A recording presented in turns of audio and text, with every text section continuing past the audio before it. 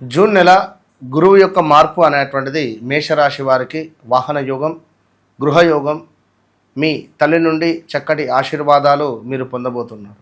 అయితే మరి కొన్ని ఇబ్బంది కలిగించేటువంటి సందర్భాలు కూడా ఉంటాయి. క్లియర్గా మీకు చెప్పబోతున్నాను.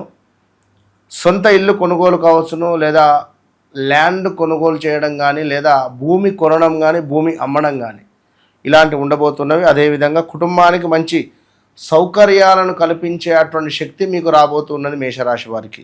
అదేవిధంగా తల్లితో మంచి అనుబంధం కావచ్చును. విదేశాల్లో ఉండేటువంటి వారు తల్లి దగ్గరికి వచ్చి ప్రేమగా కొన్ని రోజులు ఉండేటువంటి పరిస్థితులు కావచ్చును. తల్లి సహాయంతో మీ జీవితంలో కీలకమైనటువంటి మార్పులు మీకు వచ్చేటువంటి పరిస్థితి ఉంది. అంతర్గత ప్రశాంతత అనేటువంటిది మీకు ఉండదు. అదేవిధంగా మంచి ఆలోచనలు తెచ్చుకునేటువంటి ప్రయత్నం చేసుకోండి. అదేవిధంగా జీవితంలో ఉన్నదాన్ని చూసి సంతృప్తి ప్రదాయకంగా ఉండే ప్రయత్నం చేయండి. ఎందుకంటే ఇన్వెస్ట్మెంట్స్ అనేటువంటివి ఆన్లైన్ కానీ, ట్రేడింగ్ కానీ ఇవి చాలా డేంజర్ జోన్. దాని జోలికి వెళ్ళకండి.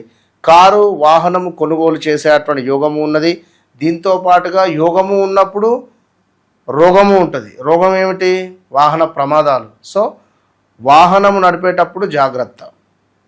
సౌకర్యవంతమైనటువంటి జీవితం కనబడుతున్నది. అదేవిధంగా మంచి చదువు, ఉన్నత విద్యా యోగము, అదేవిధంగా కొంతమేర కుటుంబం ద్వారా కొంత ధనము రావడాలు ఇవన్నీ కూడా సూచిస్తూ ఉన్నవి. ఇంటి మార్పులు, ఇంట్లో ఏమైనా రిపేర్స్ చేపియడాలు, ఇలా ఓవరాల్గా కొంత మంచి కొంత చెడు 50-50 కాంబినేషన్లో ఉంది.